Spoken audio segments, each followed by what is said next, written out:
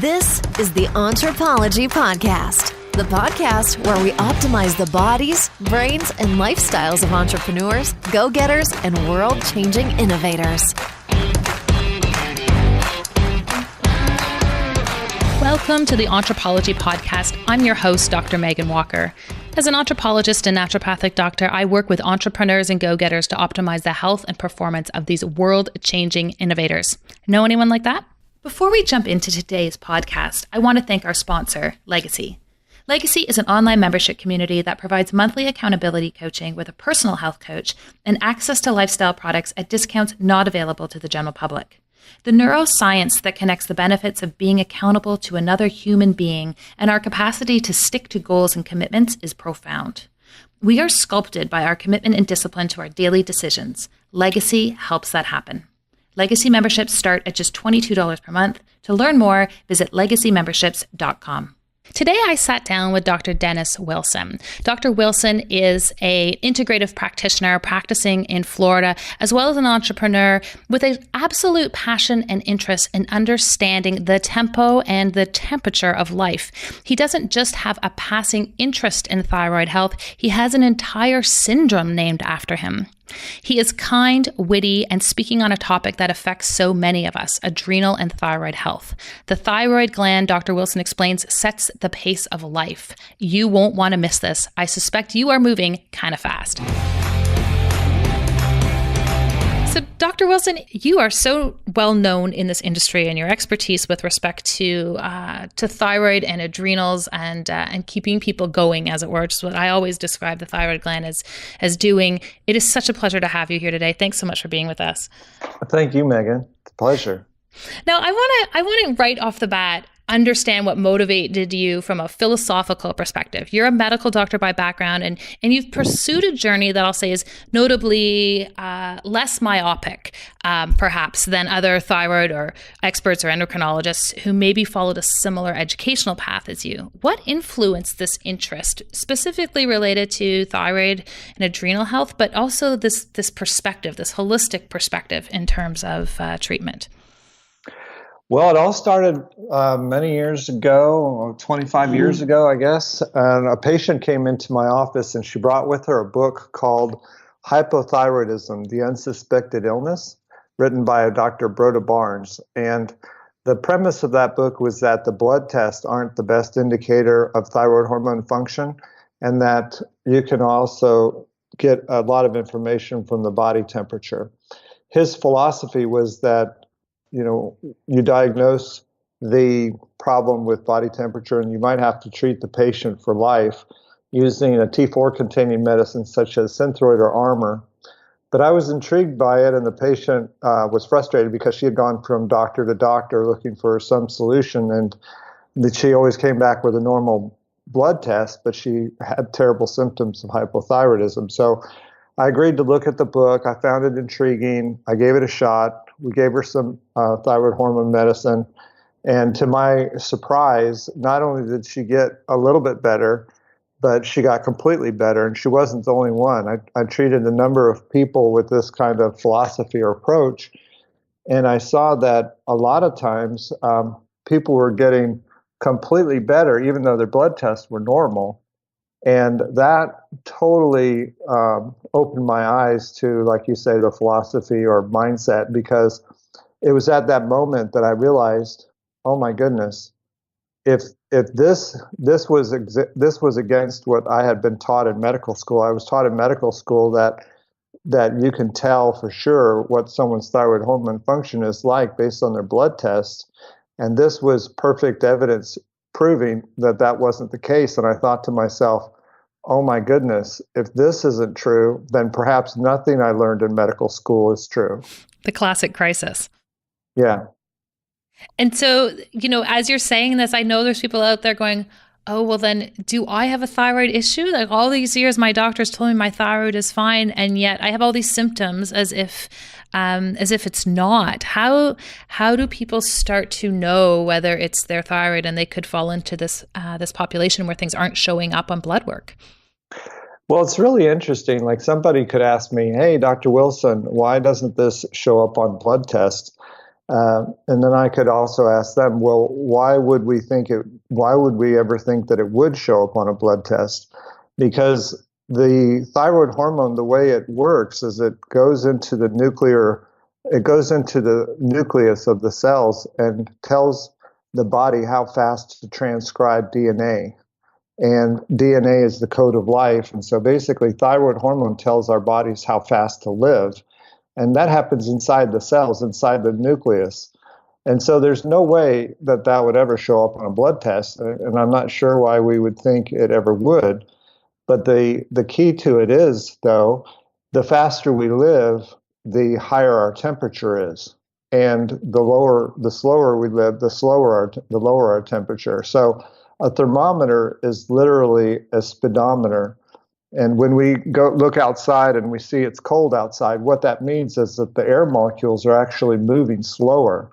And when we boil water, it speeds up until it reaches escape velocity and turns into steam. And so when you put a thermometer in your mouth, you're actually measuring your metabolism. And it's not a good measure of the metabolic rate. It's an exact measure of the metabolic rate because that's what it is. We're measuring how fast our bodies are living. And so that's actually the best indicator of the metabolic rate, or in other words, thyroid function, is what your body temperature is running. And the blood test just helps us narrow down the source of the problem if there is one. And will the temperature be off first? There's two ways you can have a low body temperature. One way is if you have a low thyroid hormone supply, and the other way is if you have poor conversion. So I would say that you're going to have a supply problem or a conversion problem before you have a temperature problem.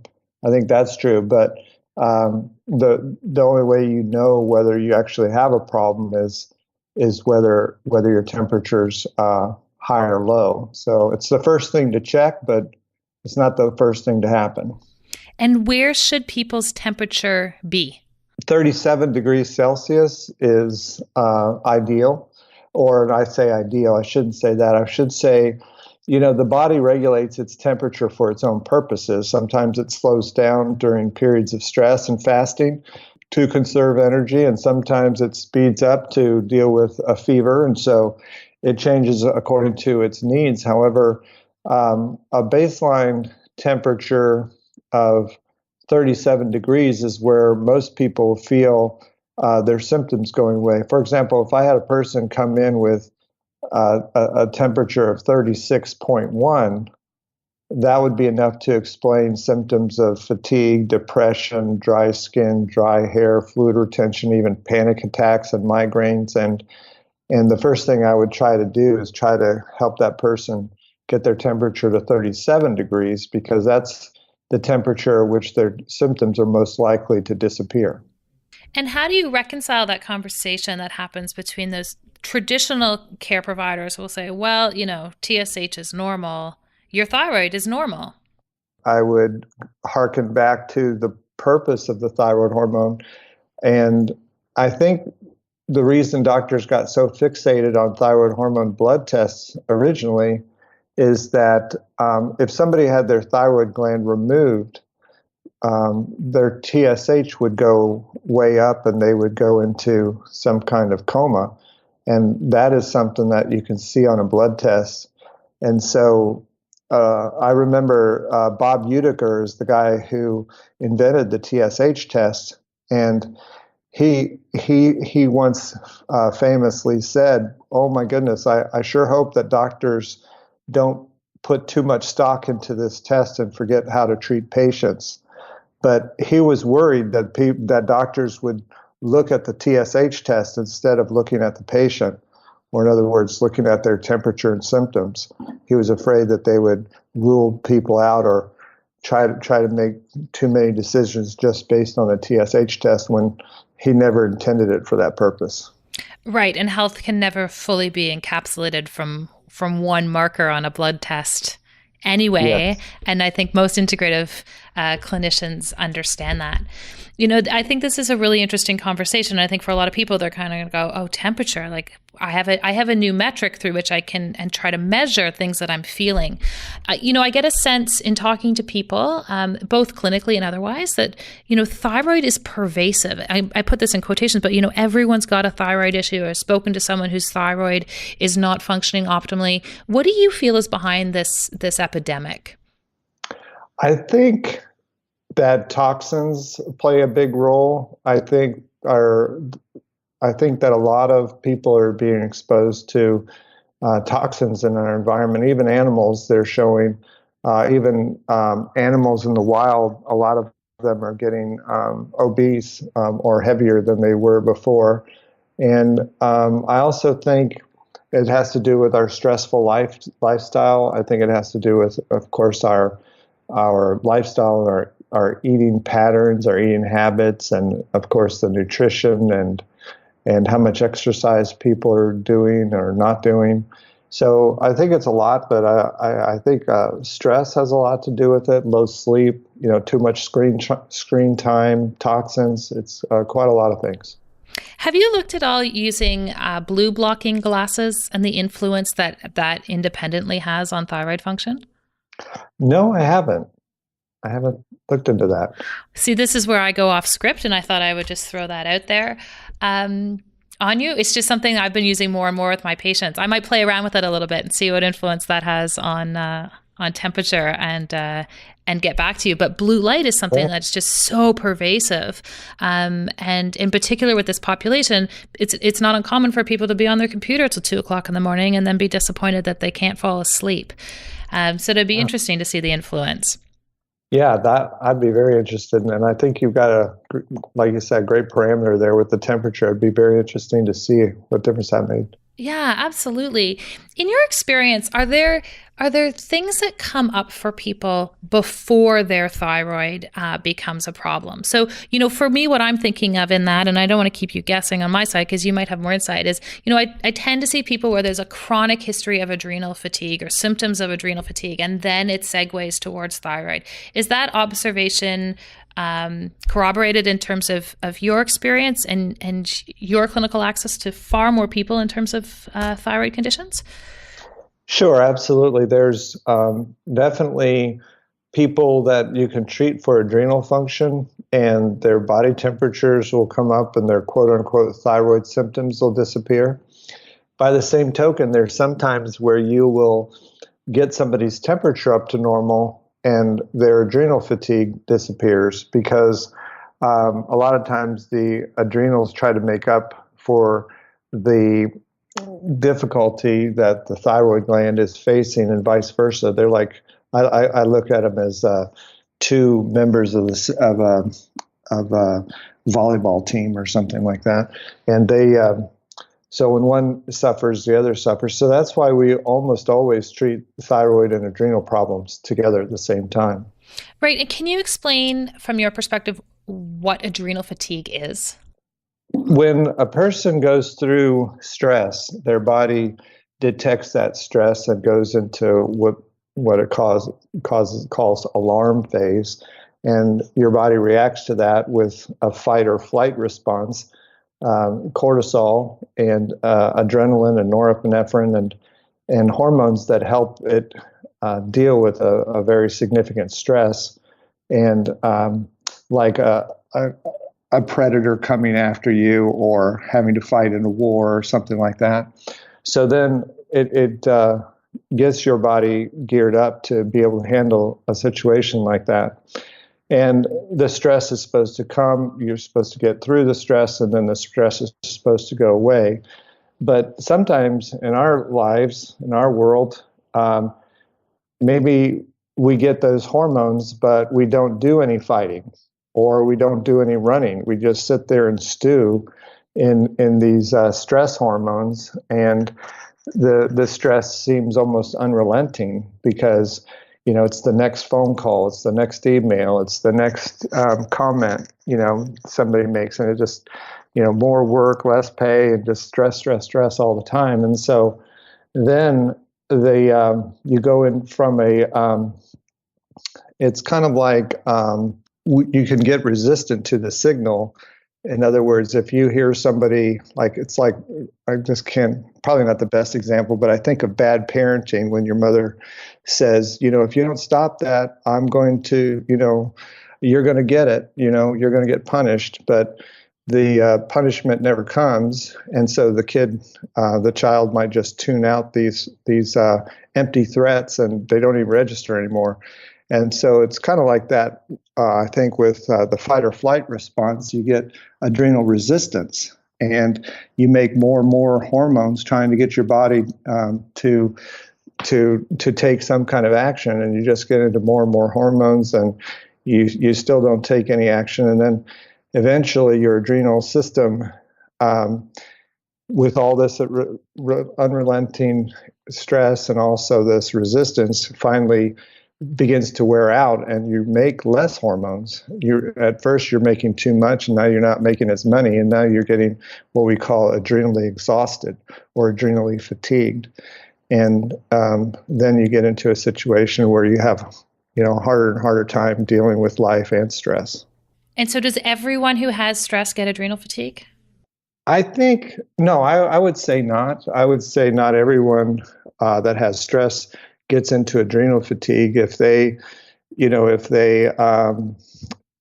stress occurs and they handle it proactively and consciously and responsibly and in a balanced way, and they have a balanced lifestyle, and in the sense that they work and they play and they're awake and they sleep and they eat and they stop eating and so on. If they have a balanced lifestyle and they get some downtime and go to Jamaica like my good friend Megan did recently. That's a secret.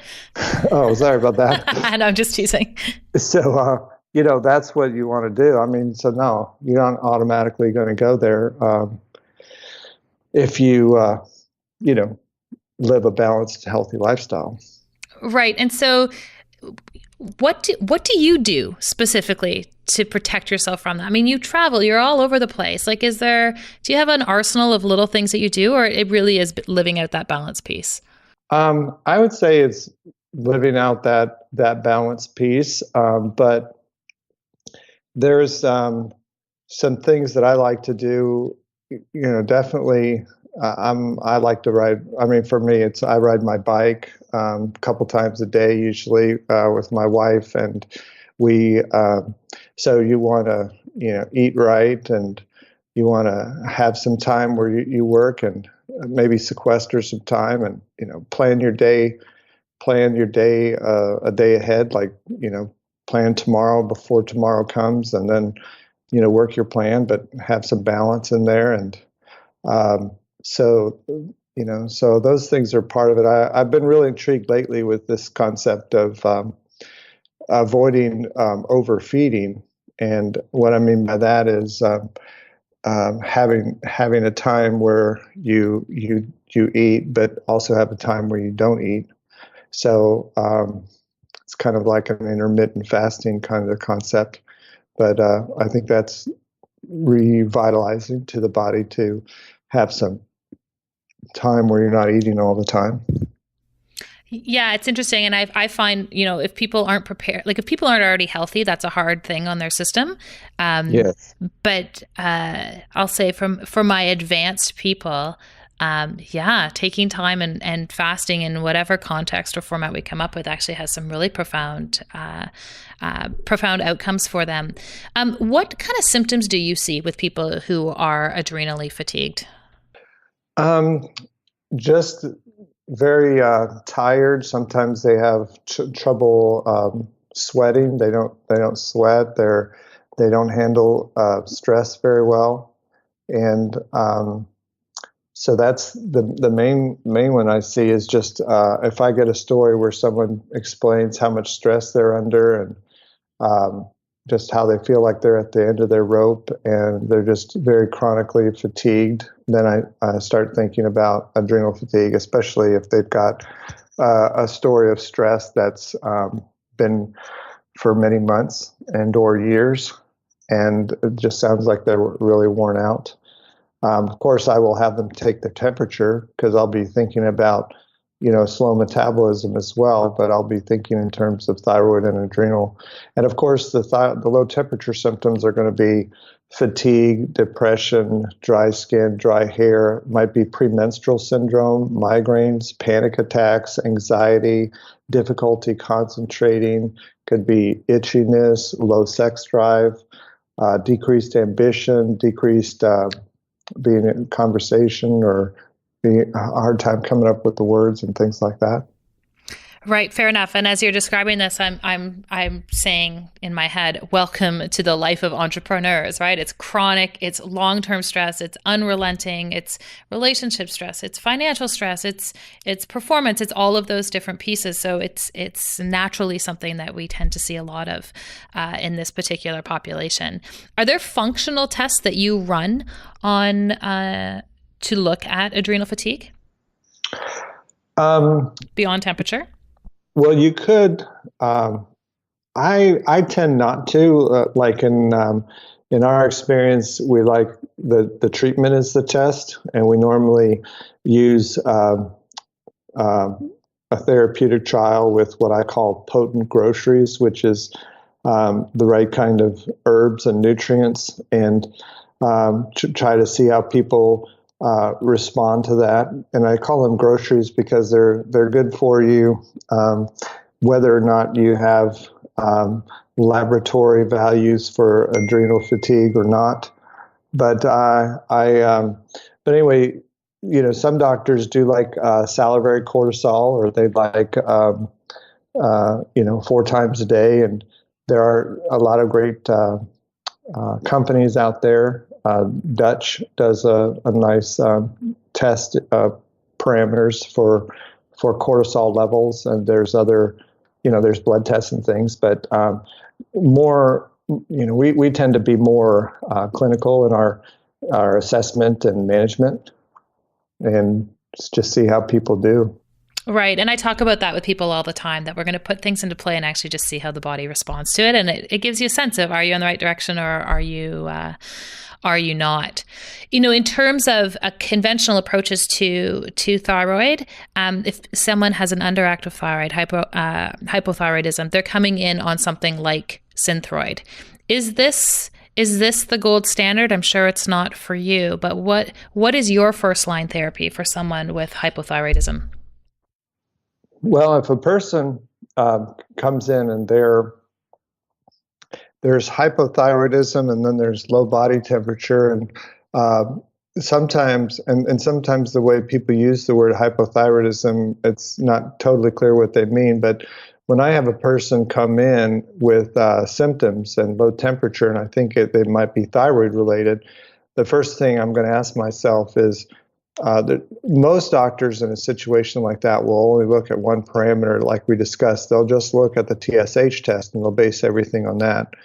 And the only thing I'm recommending that people do is, instead of just looking at that one parameter, we're actually going to look at 2 parameters. One is going to be the TSH test, and the other is going to be the body temperature. And with those 2, you can assess not only the supply, but also the conversion, and you can help almost anybody recover. So at that point, if a person came in and they had a thyroid hormone supply problem, I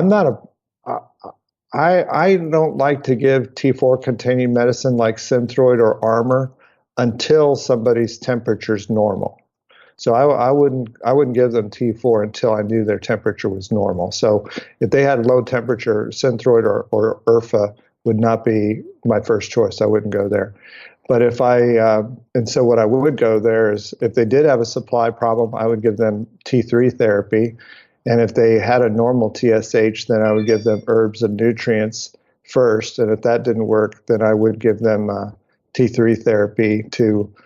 The purpose of the T3 therapy would be to lower their T4 and reverse T3, which would hopefully upregulate their deiodinase enzyme, which I know that probably doesn't make a lot of sense to your audience, but it just kind of refresh the thyroid hormone pathways and get the conversion rebooted so they could start having a normal temperature on their own again. So it sounds like something like Synthroid is much further down that list of interventions for you and considerations. Oh, definitely. And the only time I would use it is like after their temperature was normalized, after they were rehabilitated or reset or rebooted and after they were restored to health and they had a thyroidectomy, they had no thyroid function at all or obviously needed something, then I would consider T4 as a supply for thyroid hormone, but only after they were back on their feet. And what if someone has been on Synthroid for a period of time? Can they come off of it? Oh yeah, they can definitely come off of it. If they were, a lot of people that have been on Synthroid a long time, the first question I would ask them is, what was your TSH before you started thyroid medicine? And a lot of times those people, their TSH is going to be less than 4 when they started. In other words, their TSH was within normal limits when they started. And in a case like that, 100% of those people could come off of Synthroid because they didn't really need to be on it to begin with. But even if a person had a high TSH, even if it was 8, 10, or 15 years ago, it doesn't mean it's that low. It doesn't mean that their TSH would be that high now if they came off. So I've had patients who were on thyroid medicine for 20 years, and they had bona fide hypothyroidism in the beginning, but after T3 therapy and herbs and nutrition, we were able to wean them off the T3 and the Synthroid, and they weren't on any thyroid medicine at all, and they were able to maintain normal temperatures on their own. So yeah, they can either, and even if a person did have a thyroidectomy and was on Synthroid and did need some kind of thyroid hormone replacement for life, they still don't absolutely necessarily have to be on Synthroid. They could be on desiccated, or for that matter, they could just be on straight T3.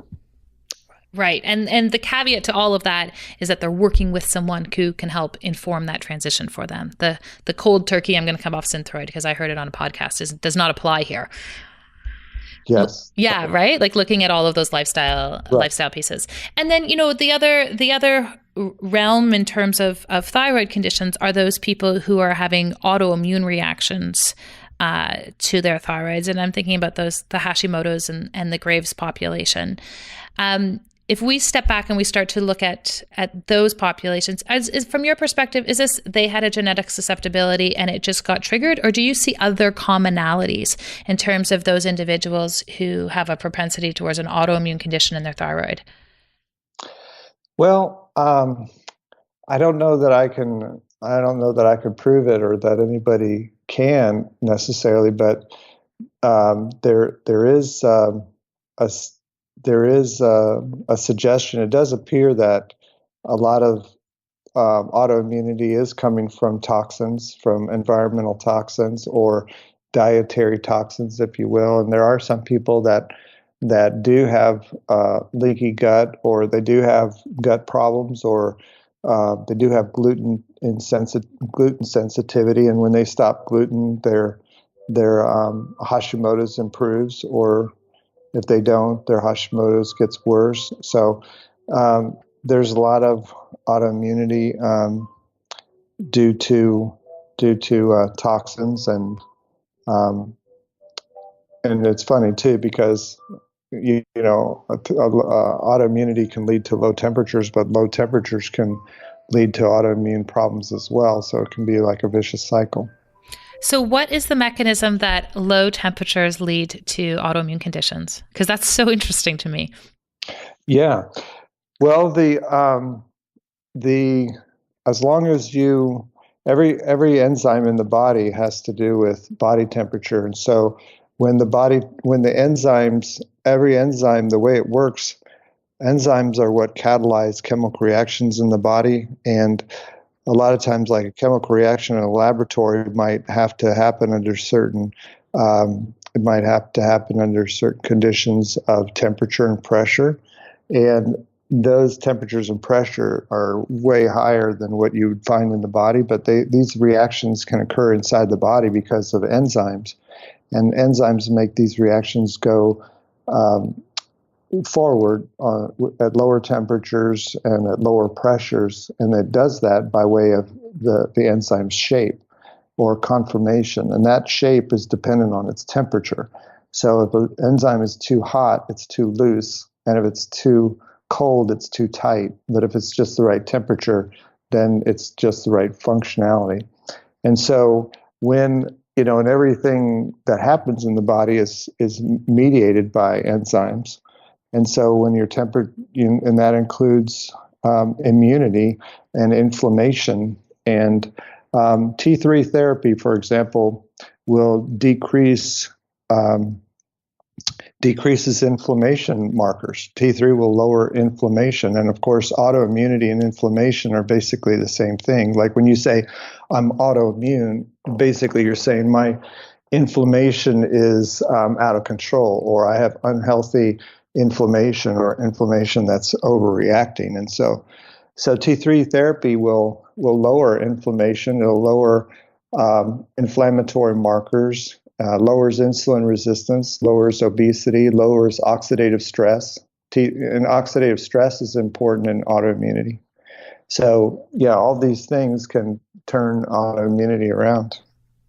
And we've been talking a lot about temperature, and you are an expert on an entire syndrome related to temperature, Wilson's temperature syndrome. Can you describe what that is, and how you stumbled upon the temperature piece? Sure thing. It's basically what we've been talking about, in the sense that people can have a normal body temperature. I mean, they can have normal thyroid blood test and still have a low body temperature.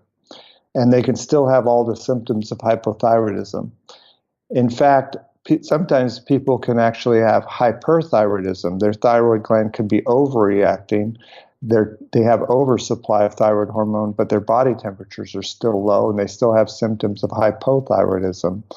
And so they have like what I call a peripheral conversion or utilization problem, where it's not a problem with thyroid hormone supply, but it's a problem with how much of that hormone is getting converted from T4 to T3.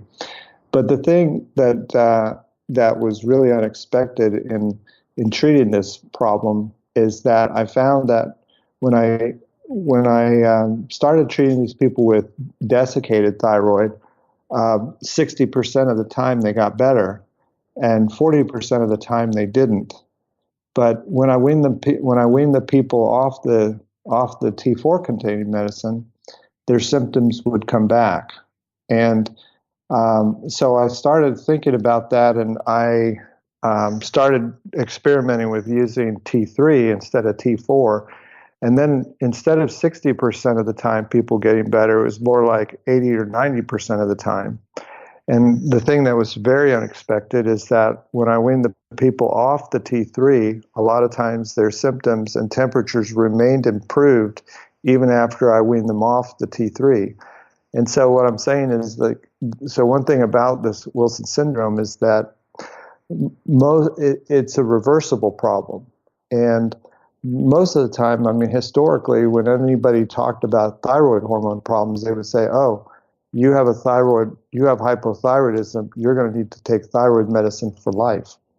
And so this is an instance where somebody could have a very severe low temperature and thyroid type problems, but it's not something that necessarily happens for life. In fact, a lot of times you can get it completely turned around in 2 or 3 months. So it's a reversible low thyroid hormone problem or low body temperature problem that can be reversed with herbs and T3 therapy. And do you test temperature on every patient you see? Oh yes, absolutely. Yeah, I would. It's something that I always recommend. It's the first thing to check. In fact, when you go to the doctor, when we're trained in medical school, we're trained to look at vital signs. When you're trained to examine somebody, there's 4 vital signs, and those are heart rate, respiratory rate, metabolic rate, or I'm going to call it body temperature, which is like the metabolic rate, and then blood pressure. So it's one of the four. It's one of the four vital signs.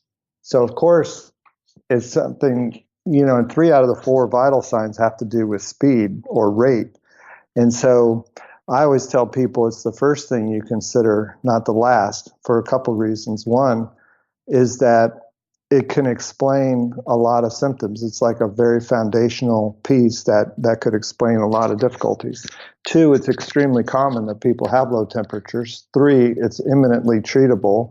4, if you better hope it's your temperature, because if it is, it's reversible and you can be cured. And then if you ignore that piece, and you walk around with a low temperature, then it's going to be hard for you to feel good no matter what you do, no matter what you eat, no matter what medicines you take, no matter what drugs, no matter what surgeries. I mean, if you don't get it fixed and that's your problem, then you're going to have a very frustrating time with it. Right. And what's so interesting about it is, to me, this is something that speaks to quality of life for people, right? You can function, you can get up, you can mask the problem, but I'm always wanting to take people from a place of where they're fine, right? Which is the traditional experience with the medical system is they just want to be told they're fine, to let's get you to a place of optimal health. And what a great marker to look at in terms of optimal health and sense of self and health on a daily basis. How do people take their temperature in terms of being able to get accurate measurements? And can I use just any old thermometer, any ear thermometer? Does it have to be in your mouth? What are the specifics? The way you take the temperature, I recommend that people take it every 3 hours, starting 3 hours after they wake up, and to take it 3 times a day. So if they woke up at 7 o'clock, for example, they would take it at 10 o'clock, 1 o'clock, and 4 o'clock. It doesn't have to be exact, but about those times. And then they would take it by orally. They would take it orally with, I like glass thermometers with liquid metal. And I like them because they're very simple and they don't get decalibrated when you drop them, and they don't get sluggish when their battery goes down. And so they don't have mercury thermometers anymore, but there are liquid metal thermometers you can get pretty much at any drugstore or pharmacy that work really well. And the only actually brand that I know of out there is called Geratherm, Geratherm, and it's an alloy of 3 different metals in a liquid alloy form, and that works really well. I like the way they're calibrated. They're laser etched and water bath tested at the factory. But I have people take it by mouth 20 minutes away from before eating or after eating, and away from eating. And then they could, usually it takes only like 2 or 3 minutes to register a temperature with those particular thermometers. Great. That's really helpful. And then, so how long should they collect the data for? And then are they taking an average of that over the course of the day? Yes, exactly. They average those 3 temperatures together. And even if one's above 37, but the others cause the average to be lower than 37, I would still think that could be a problem. And then they could take it for 2 or 3 days. That would tell them a lot, just taking it for 2 or 3 days. Okay, great. And assuming all other health parameters are staying the same, they're not flying, they're not distressed, or all of those pieces. Right.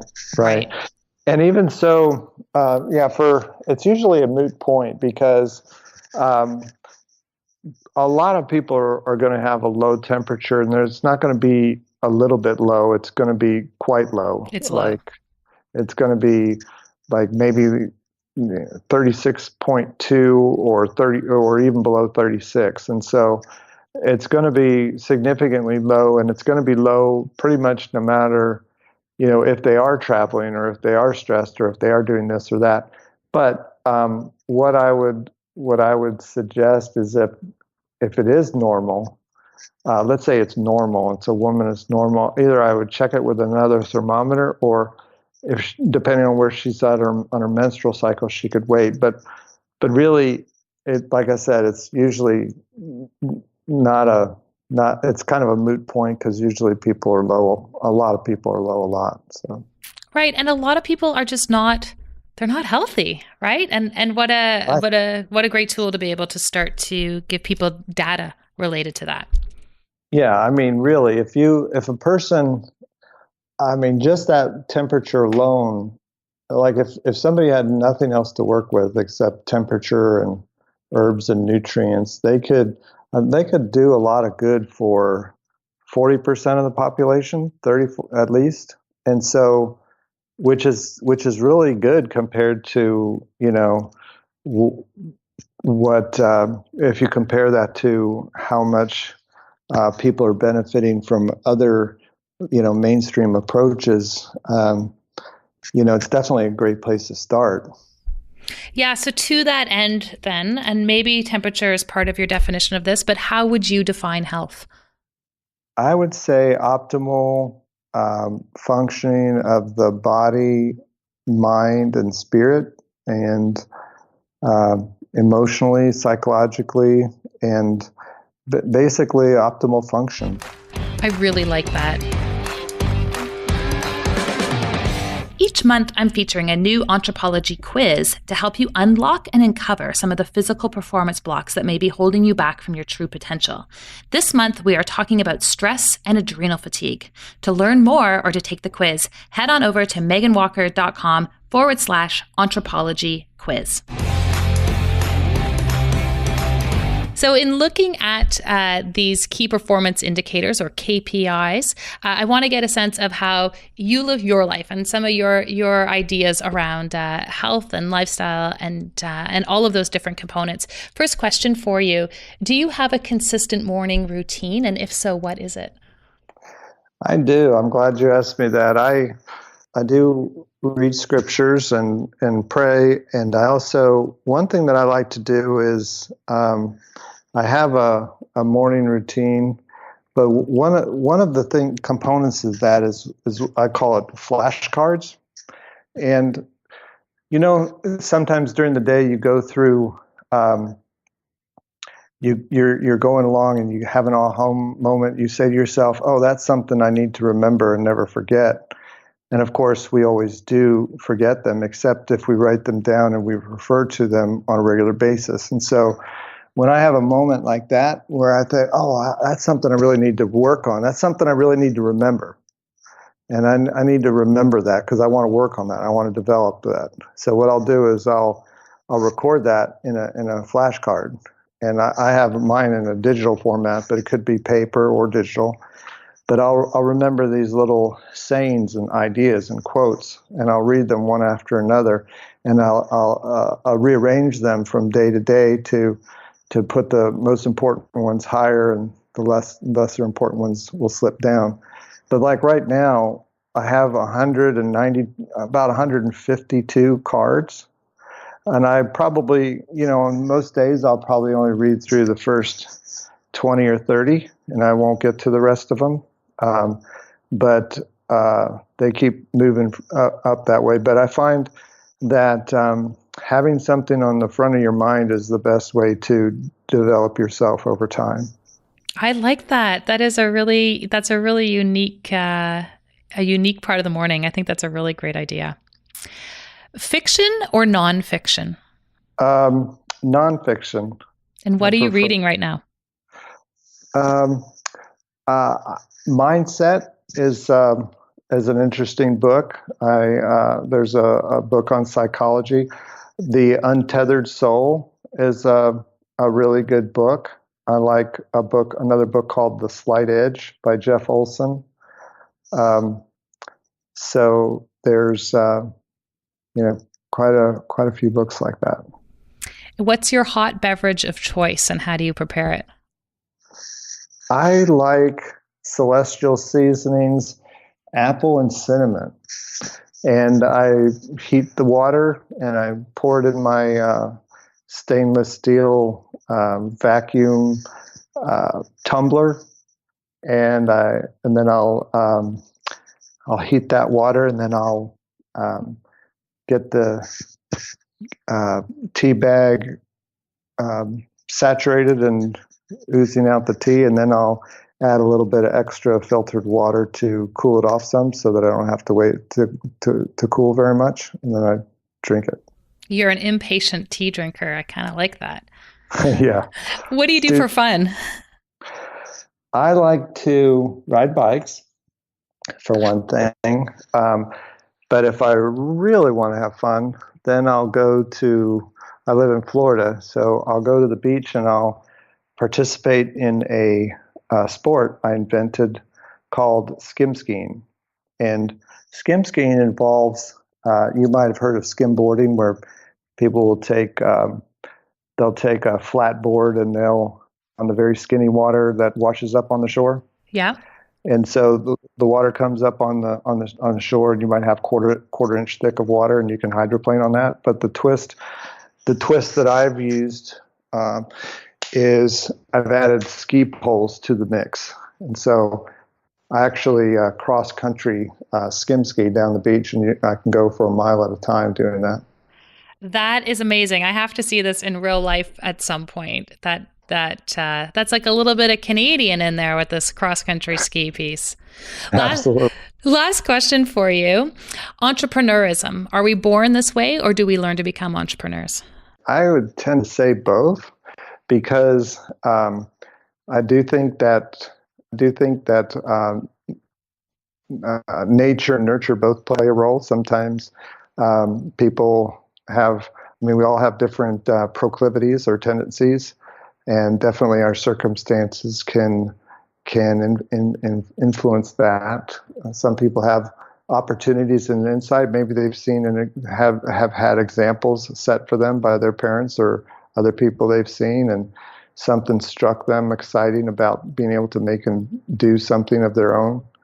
And then, and other people, like I said, are either born that way or don't really have a mind growing experience or mind opening experience, and so they may never get to the point that they can believe in themselves enough to do something outside the box. Right. Well, you are such a talented entrepreneur and clinician, and I really, really appreciate you taking the time to spend with us today. Where can people learn about more in terms of what you are up to, and how can they find you? They can go to wilsonssyndrome.com. That's wilsonssyndrome.com, and read all about what we're doing there. There's a lot of resources available to them there. And if you have, we also have a physician website called restorativeformulations.com, and we help physicians learn how to implement our protocols as well. This is amazing. We'll have all of this information for people to be able to access in the show notes. Denis, thanks so much for your time. Thank you, Megan. Sure appreciate it. Wonderful. If you enjoyed our conversation and would like to hear more, head on over to Stitcher or iTunes and subscribe to the Entrepreneurism podcast. We would also really appreciate a quick review. When people have their health, they can change the world. Let us keep you healthy and you go change the world.